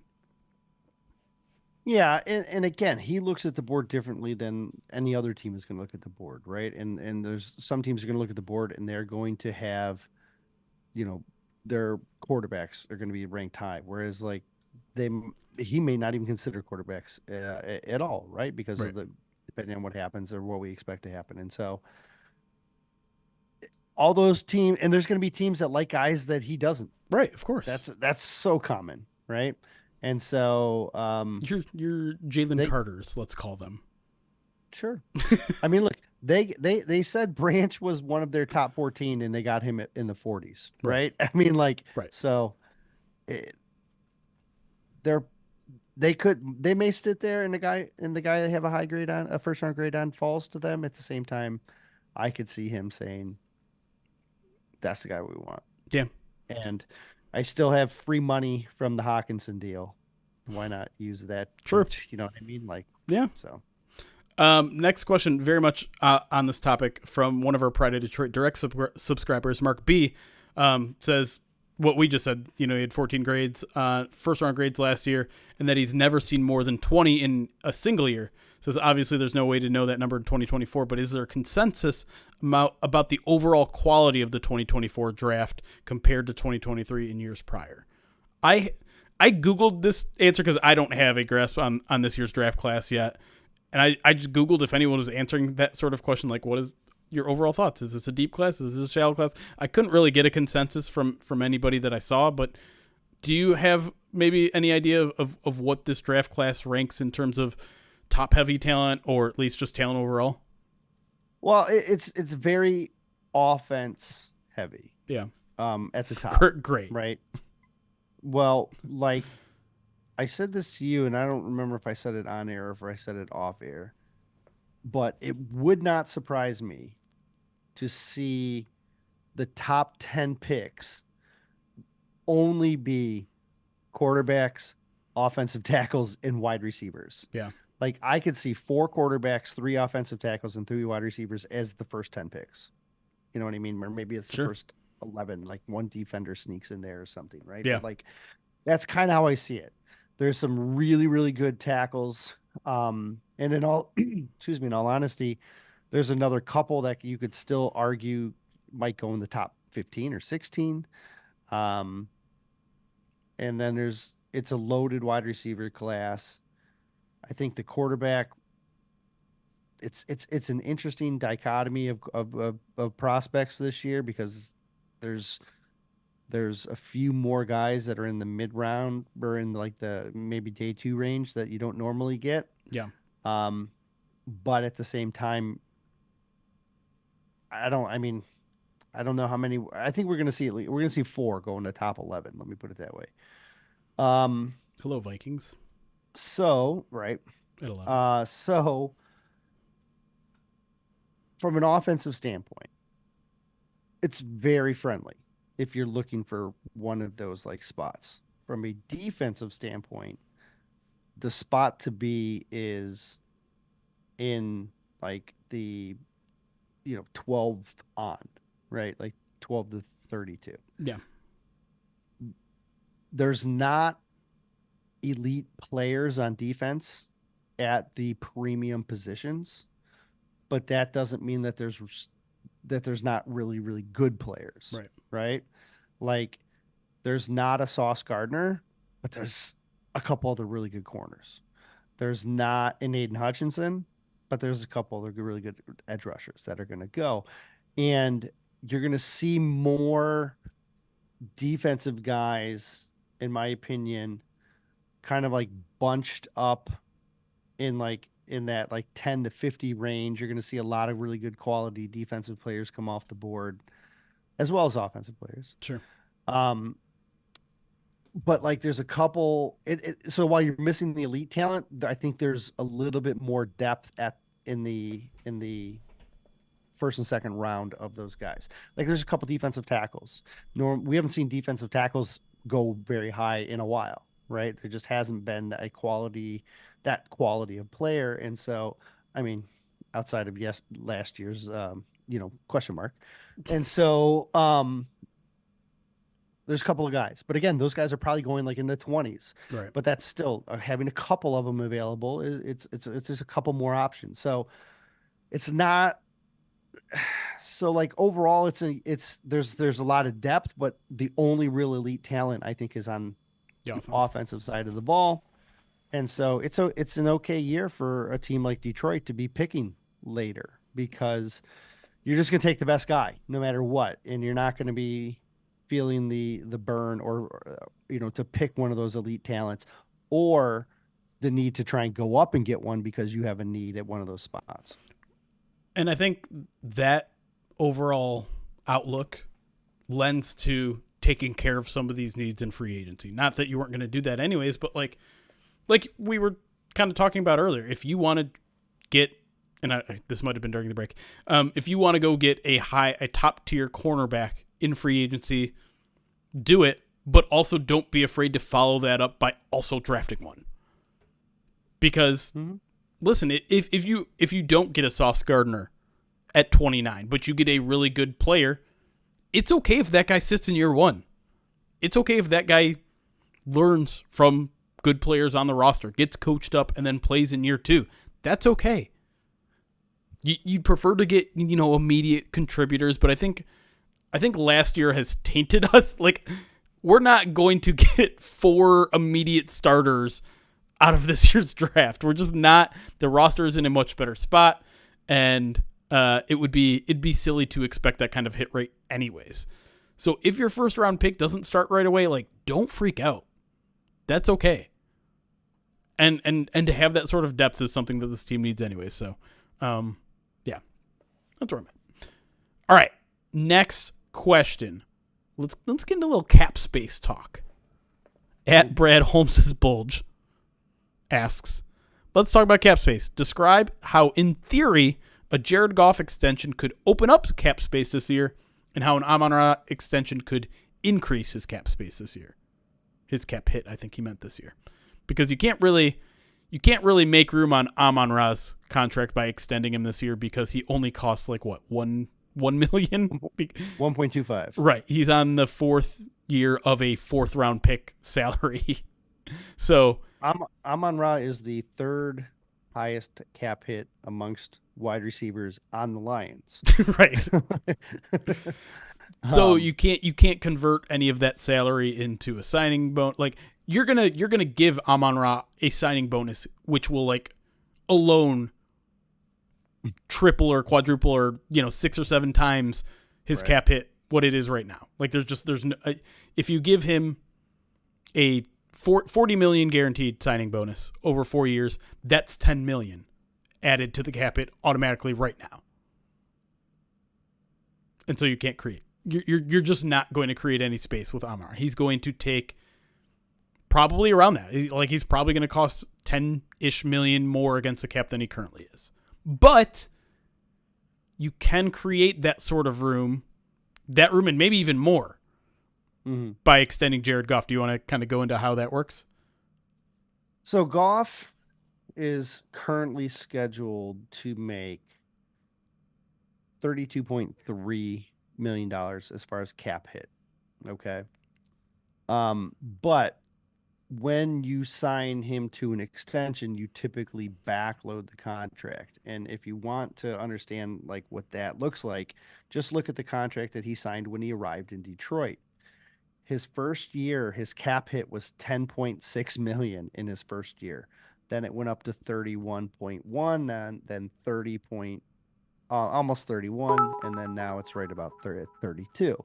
So they typically, Lions like to make that first year really low, right?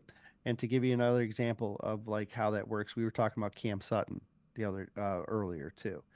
Cam Sutton signed a 3-year, $33 million deal, but his cap hit last year was 3.3 million, right? And then he makes 12 million and then 12 million the 2 years after that. So the Lions like to give that first year at about a third or a quarter of the cost of what the average is.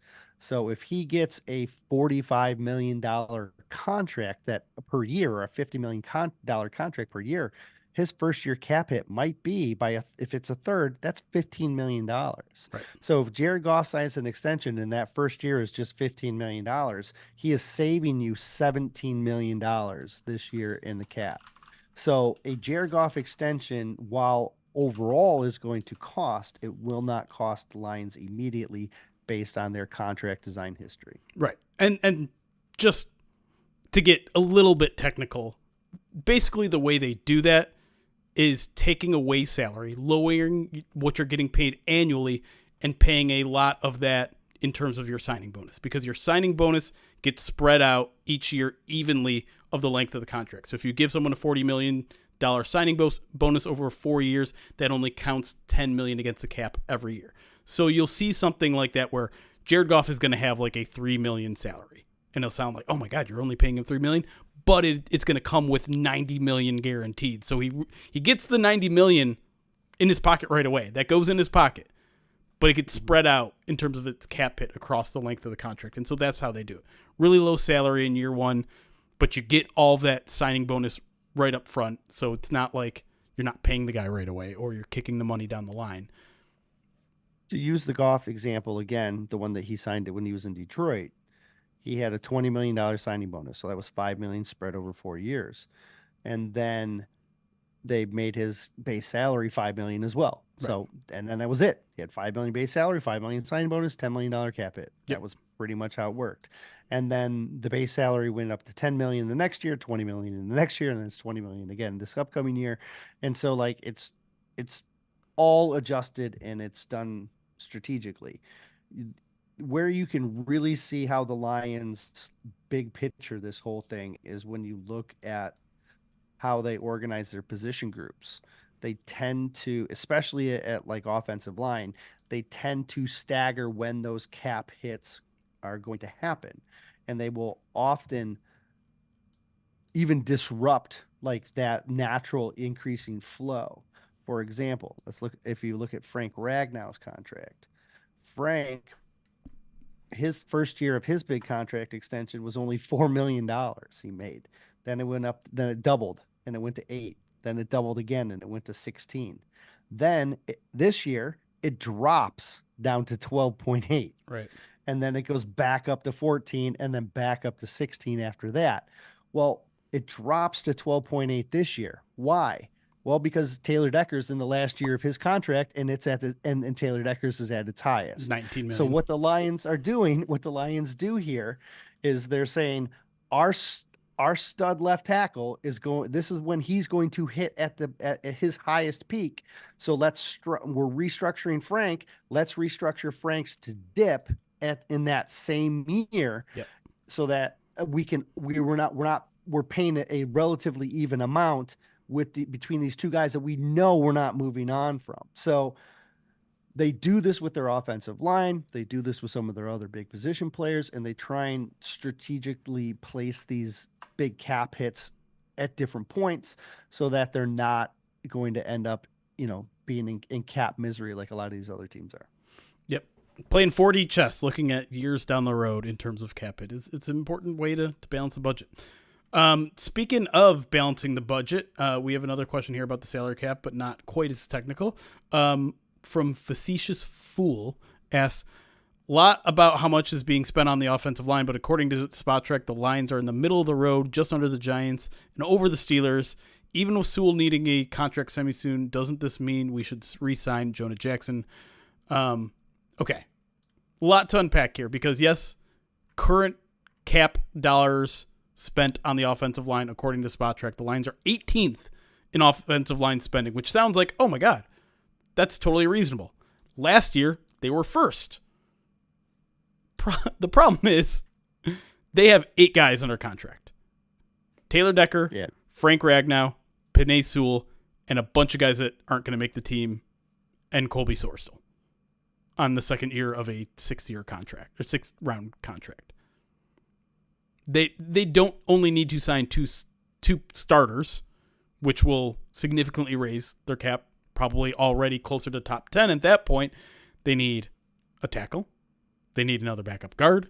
They probably need another backup guard. Like, they need 8 guys. Well, they have Aushika is an ERFA, so he could take up one of those. Okay, spots. and that would not take up much salary cap. That would take up almost none.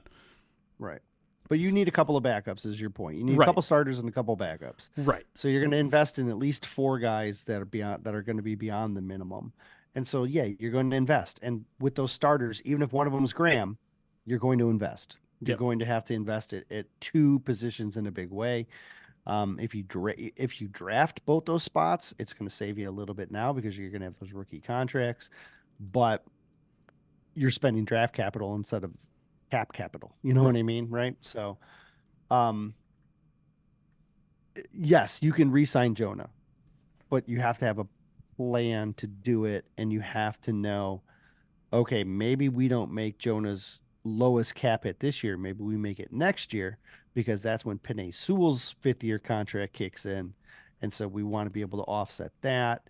And then you got to look ahead, and you have to make sure that you can balance what you want with what the player is going to want, because the player and his agent are going to be trying to maximize that dollar amount. And in all honesty, they might get more money in free agency than they might get from Detroit. And that's just the reality of how the free agent market works. If he hits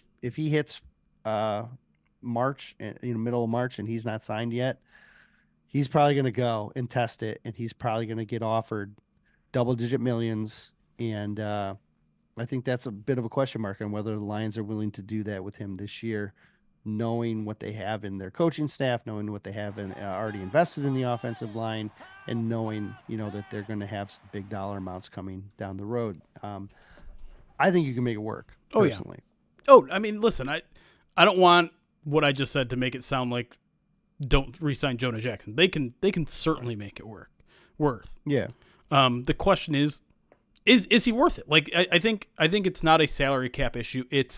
Is the player worth what he's going to want? Because this is his first opportunity to cash in. He has a Pro Bowl under his belt.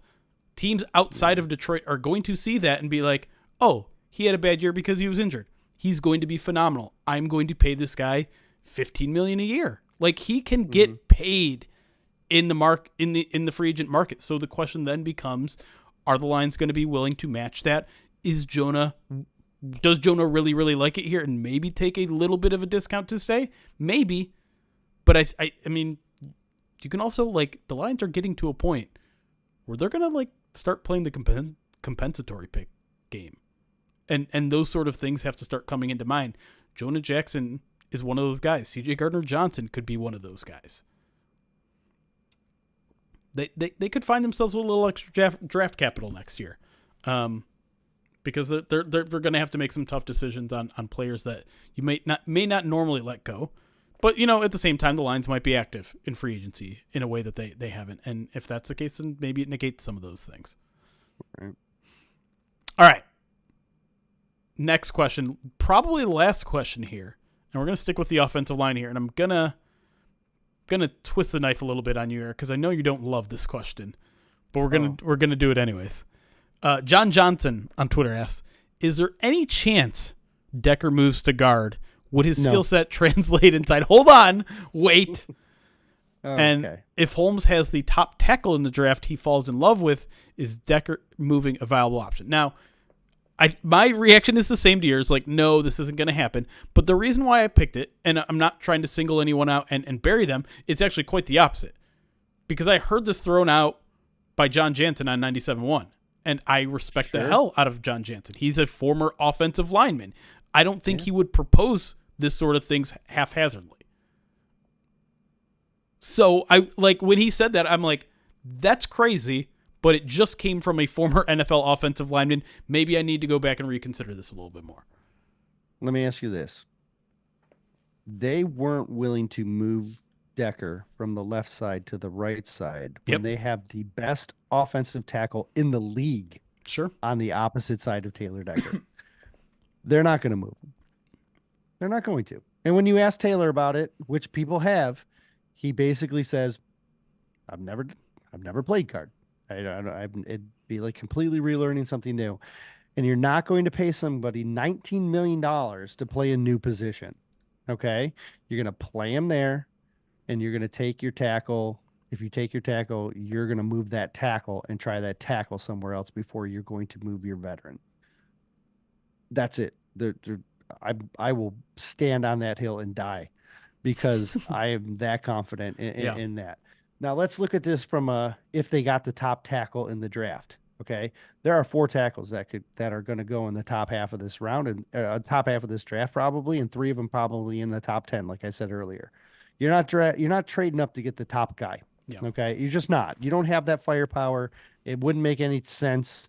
You don't want to Ricky Williams this draft for Joe Alt. Okay, so are there other tackles? Yes, this is a deep class. This is a very deep offensive line class. And what's really interesting about this offensive line class is there are about 6 or 7 guys that can play tackle or guard that I think are going to go in the top 100. Okay.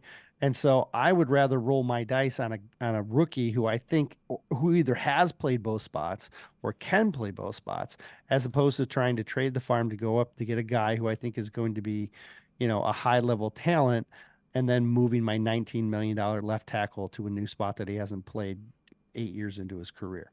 So I'm very comfortable with this draft class. And there are a lot of guys that I think could come in, play guard for a year, and then shift back out to right tackle Right. if you decide to move on from Taylor Decker next year, which again, I don't think is a given either. Okay. I But agree. look, he's an important part of this team. He just is. And they love the crap out of him. And so, and he feels wanted and respected. And I think he gets another contract. They're not moving him. I, I get the question. We get it all the time. I hope to put a nail in the coffin on this topic though, because they're not moving them. Honestly, that's exactly what I wanted from you. Like I like, and I don't want it to seem like we're trying to disrespect the question, because I get why people are curious, right? Decker is getting towards the end of his career, and it would, like, if he could just magically play left guard, seems like that might solve a lot of problems. But I'm with you. Like, I think the key point there, other than, like, I don't think Taylor Decker would move or the Lions would have any interest, is the Lions aren't going to have their shot at a top offensive tackle. You don't see a lot of offensive tackles that start in this league that are picked after pick 20. And the Lions aren't going to push the envelope here where they don't have to, when they have a capable left tackle for at least a couple more years. They have the best right tackle. They can find a guard in day 2. It seems like this is just like forcing an issue that doesn't need to be forced. So I don't want to talk long on it, because I think you hit everything that I was going to say anyways, and you nailed it. There is a weird obsession that seems to be of moving Taylor Decker, which is the weirdest thing to me. Is this team had struggled to find a, like, consistent long-term left tackle for so long, and the Lions have had it for almost a decade now, and always seem to want to mess with it for some reason. But I get it. The left guard position is a major issue, and you have, like you said, the best offensive tackle. So you're like, okay, well, move him to left. We got a left guard now. Now all we got to do is find a right tackle. But again, how long did we go, like, before we found that? Before a starting worth? Go back and look at the right tackles before Penei Sewell that this team went through. Well, it started with it would start going backwards with Vaitai. But, like, beyond that, I mean, I wish I can even remember a single name, but there's a reason I can't remember a single name, because right tackle, Rick Wagner, great one from the chat. Like, spent a lot of money on him. Did not work out too well. You got your 2 tackles. Be happy with your 2 tackles. Yeah. No, yeah. Like, I think they're more apt to find a guard who can play tackle in a pinch, or I do think they're going to be looking for some positional flexibility. Yeah. But I think it's going to be a guy who's a better guard who can shift a tackle, as opposed to a tackle who can shift a guard.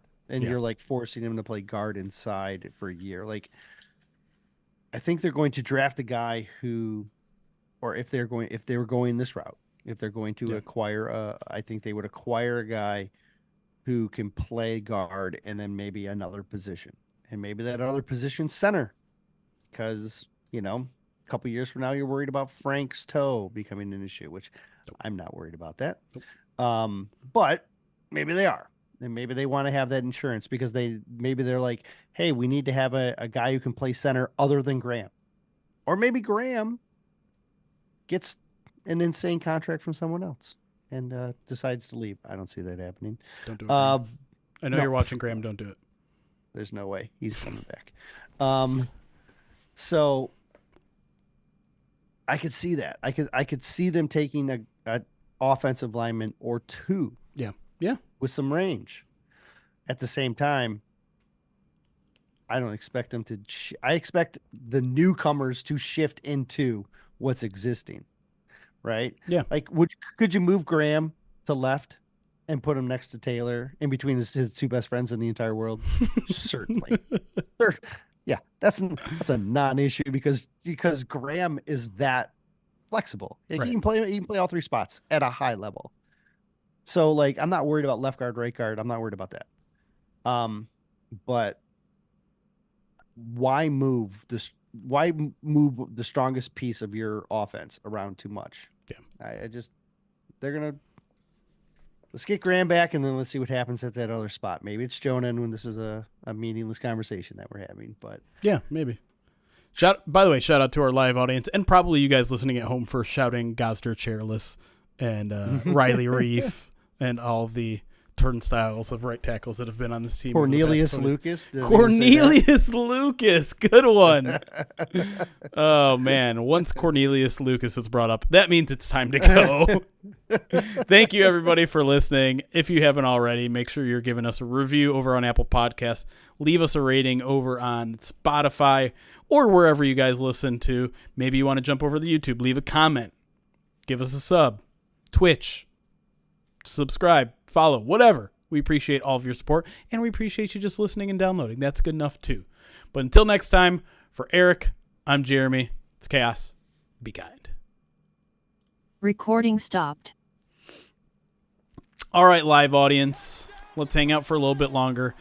A couple people have asked this, and I think there's an ongoing conversation in YouTube about this. But what do you think an Aleem McNeil extension would look like on a per year average? Because I think Lions Wire put it out there and it seemed a little bit high to me, but then again, like I look at some of the comparisons of players, like 15, 16 million a year might be the going rate, and that just seems like a lot for Aleem. What's crazy is, like, you brought up his PFF score this year. Yeah. And I did not realize he was like 7 or something. Some of the guys he was ahead of. Yeah. Like some of the guys he was ahead of are some of the guys that are making like insane money. Right? Yeah. That's the argument, I guess. But to me, it just doesn't feel like he's been that consistent of a game changer. No, a guy like Dexter Lawrence, right? Like he's not a Dexter Lawrence yet. He's not a Vita Vea yet. He's not a Vita, but he was better than Vita this year, according to PFF. But yeah, that's like I can't get behind that. It's strange because it's such a unique. It's how teams value the defensive tackle spot is unique. Yeah. And like if he's going from, look, he's making about $1 million a year, so's Amon-Ra. Right. We will not blink an eye at Amon-Ra getting 20. Right. But we might blink an eye at Aleem getting 15 because they're not on the same level. Mm-hmm. They're just not. Amon-Ra is an all-pro. Right. He's one of the top players at his position. Aleem was great, but he's not one of the best at his position yet. So who is he? Like, who is a good comparison for him? Fletcher Cox made $10 million, but he's ancient. Yeah, that's what, a 1 year $10 million. That doesn't really count. Yeah, BJ Hill, the Bengals. So the Bengals play BJ Hill $10 million per, and then they pay DJ Reader 13.2 million per. Like that's a nice amount. Yeah. I The I don't know how much Broncos, you trust yeah, over the Cap's valuation tool, but they have that, and they only have an I eight don't points. trust either of You them. don't trust it at all. They have them at 8.7 million. That's that. That Look, feels that honestly that feels closer. yeah. But Well, I my gut was saying 8, but I don't think eight's realistic. Because he's young and he's trending up. So I do think he's probably worth 8 right now, yeah. but he's probably going to be worth 12 tomorrow. You know what I mean? Right. Right? And that's what you're paying for. You're paying for what is he going to be worth tomorrow? Yeah. Or at least that's what his agent's going to be asking, right? Now, is he Cam Hayward? Is he Zach Allen? Is he Dalvin Tomlinson? Those guys are making around 15. DJ Reader was 13. Um, Yeah, it's tough. I mean, like, I don't think he's at Ed Oliver or Armstead range. They're making 17. So Right. I mean, he's not there, not in my opinion. He's not at Grady Jarrett's level. Um, Yeah, I mean, you've already named like 10 guys, and not one of them has been Chris Jones yet. Someone is wondering how much he's going to get. People are estimating like 30 million a year for that guy. Chris Jones is at 20. Yeah, Aaron Donald's at 31. Quinnen Williams, 24. Jeffrey Simmons, 23 and a half. Deron Payne, 22 and a half. Dexter Lawrence, 22 and a half. I'm I'm very interested in just what the overall market is going to look like this year. Because if the estimates are right and like we're seeing a 10% increase in the salary cap this year, does that mean people are going to go bonkers with some of these No, contracts? I don't think so. Because like I think a lot of them they've kind of played their hand expecting it to go up. Yeah. You know what I mean? Um Here, let's look at effective cap space overall. See, like right now, 1, 2, 3, 4, 5. Nick the Greek says that's because PFF ratings are propaganda. Aleem's agent is bribing PFF code monkeys. So there are 12 teams in the red in effective cap space right now. Mm-hmm. You know what I mean? Sure. So that means there's 20 teams that are not, right? Yeah. Of those 20, let's find the median here. 10 of them are below 30 million. The other 10 have more than 30 million. If you have more than 30 million, you have a chance to be a little bit of a spender. But here we are with Detroit at 42 million. And we're talking about, they're probably not going to spend that much. You know what I mean? Right. So, like, I really don't know how big of a spending spree it's going to be. I mean, jeez. I am very curious what Aleem is going to be commanding. And I'm very curious if the lines are going to bother this offseason. That's where I was going. I think they might be able to sit on him and say, hey. But if he's worth $8 million this year and $12 million next. Yeah. Do you want to wait for him to get a Pro Bowl season under his belt before you give him a new deal? It'll cost you. That's the gamble, though, right? Yeah.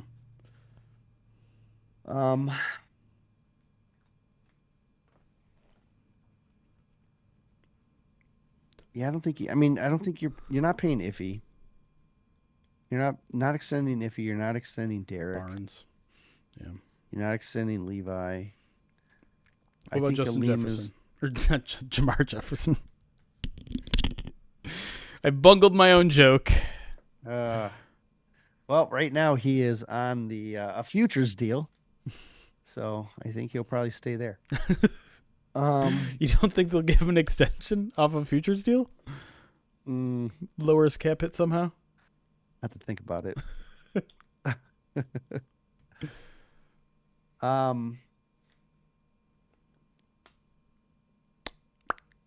Yeah, I don't know. The Lions have been so timid and trying to spend a lot of money on their defensive line, save Aiden Hutchinson, right? Sure. They've more spread it out over a lot of guys instead of investing in a couple. Outside of Michael And so, Brockers. Except for Michael Brockers. That that was a trade that was about more than just his But it wasn't play on the field. It wasn't the trade. It was the extension that raised some eyebrows. Well, they needed the money. Remember, they did Decker, Vitae, and Brockers all got the renegotiated deals over those first 2 years, those first 2 off seasons, because they needed the money. No, I thought the first one he got. They did. Okay. When they gave him a new over, contract. because he was supposed to make like 10, and they had to knock it down to 5 or something like that, and then they had to backload. Yeah. But he was like, they didn't have a choice. They were actually over when they made the trade for him. Like, they literally had to do it. Yeah. I remember me, you, and Cato were talking about it in the room when that happened. Right. Chase Luka extension has not happened already. He's an exclusive rights free agent. So at some point they're going to offer tenders to those guys if they want to. But as of right now, Chase Lucas is not signed to the team. J-Man Jr., 32 months subscribed to the channel, says, missed the first part of the podcast. If this was asked, sorry for the repeat question. Do you think they seriously look at kicker this year after they fill all their needs? I did go on a little bit of a rant about kickers, and it's not that I don't think they need it. It's not that I don't see the value in a long-range kicker. I just don't know if the Lions do. Like, I fully expect them to re-sign. Hold on, I got to make sure I have the right one that finished the season on Badgley, right? Badgley was the one that was on the team at the end of the year. Okay, not Patterson. Like, I think they re-sign him and probably bring in competition. Whether that means re-signing another guy, whether that means drafting a guy in the 6th round or later, I don't know. But like, I don't think they are going to pour big I don't think they're going to look for free agency and sign the best guy to a big deal. I don't think they're going to spend. I hope they don't spend an early day 3 pick on it, or God forbid a day 2 pick. What if I told you Brandon McManus was available? I'd take him. I like Brandon McManus. Has he struggled? What? No, I was gonna say there's actually like some good kickers. They're not terrible. Like, they're not great, but they're not terrible. Couple of names. I think would be the guy. Badgley missed an extra point. That's it. Right? He technically missed 2 extra points. One was blocked though. I think they bring him back at the very least, and I'm not saying that guarantees him a job, but meh. Wizard, thank you for the 35 months. Says 1 more month till baby number 4. Be ahead of you. What do you mean? Oh, because I only have 3. That's right. Oh, it feels like 4 though. A lot of the time. Are you including Laura? Is that what's happening? No, that is not what I said.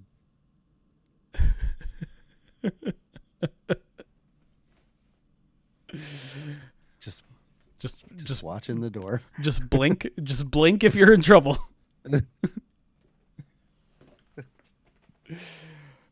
Yeah, Matt Prater would look good in a Lions jersey. I can almost imagine it.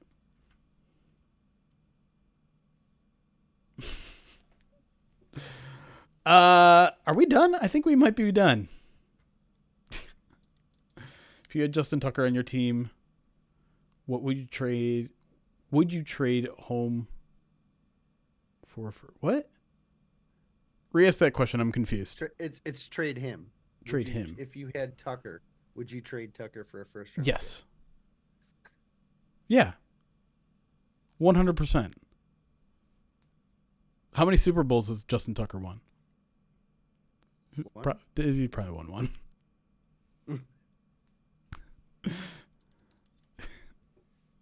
Would you? Good question. Yes. Okay. Just making sure we're on the same page here. You're just.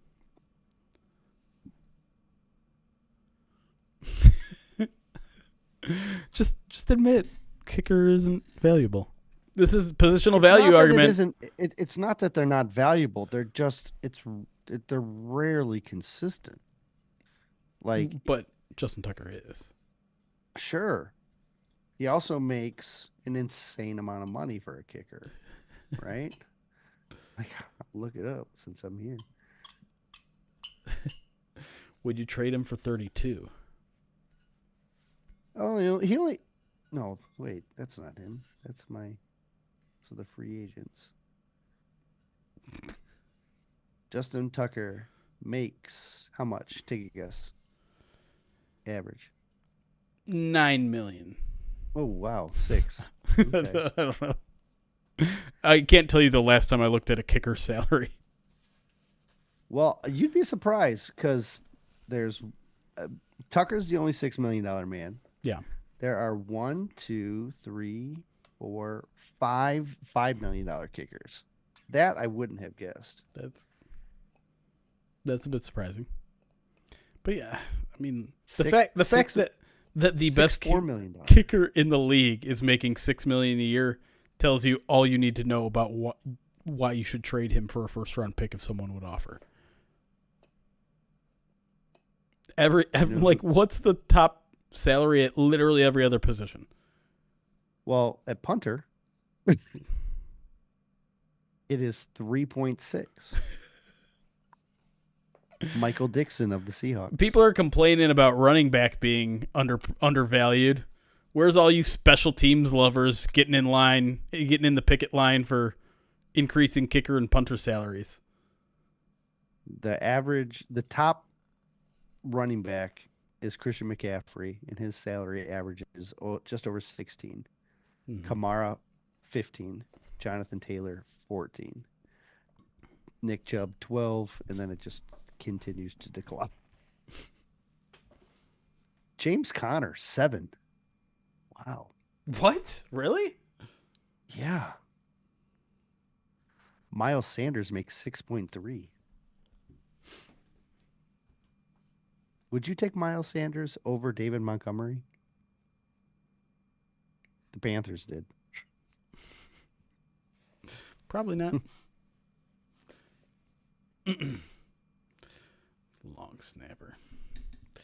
Stop it, chat. Too much special teams talk, which means it's time to go.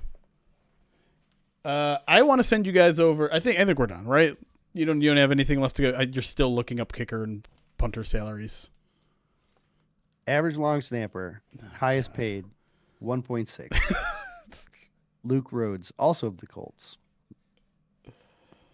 All right, guys, we're getting out of here, but I do. If you're on Twitch, I do want you to stick around on Twitch because I'm going to raid our good friend Beard Blevins, who is raising money for the University of Michigan Children's Mott Hospital tonight. Wow. He's playing Fortnite tonight, and then at some point he's doing I always forget the name of it. Hot wings, whatever. The hot wings thing. He's doing the hot wing challenge. The challenge? Yeah. Oh, boy. Hot ones. Hot ones. Thank you. Good. This is a really cool charity. In fact, I'm actually meeting with the guy who runs the charity tomorrow, to maybe discuss some potential plans in the near future. I would say about like 2 months from now, if there's any big events happening in 2 months. He wants that Alzheimer's money. That's right. So anyways, go join them if you can give. I know you guys are very much a giving community if you happen to have some expendable money. It's a very, very good cause. I'm already a little bit familiar with them. Aiden Hutchinson works with them. Aiden Hutchinson's sister works for them as well. So with them, I should say, not for them. But anyways, go head on over there. If you're on YouTube, He's live on YouTube as well. I think it's just youtube.com/@beardedblevins. It's going to be live for quite a bit tonight, and he's on Central Time, so he's going to go a little bit later than we are. He's a Lions fan, too. You're going to see in his stream, he's got a bunch of Lions gear behind him. So if you want to talk Lions, I'm sure he'll be happy to do that as well. So, Twitch, you don't need to go anywhere. We're going to raid. You guys are going to get automatically sent over there. YouTube, youtube.com/@beardedblevins. Go there, and we will see you guys next. I don't know. Probably. For the main line. The main line on Saturday. Yes. Follow us on Twitter to join our live call-in show, which is different than this because you actually get to talk to us. That's fun. Yeah. You're on the main line. It's a drug term. I don't like using it. It is? Mainlining? I'm old. Is it? You can Google it later after you're done looking at long snapper salaries. All right. Guys, we'll see you guys soon. I don't want the FBI looking at my search history.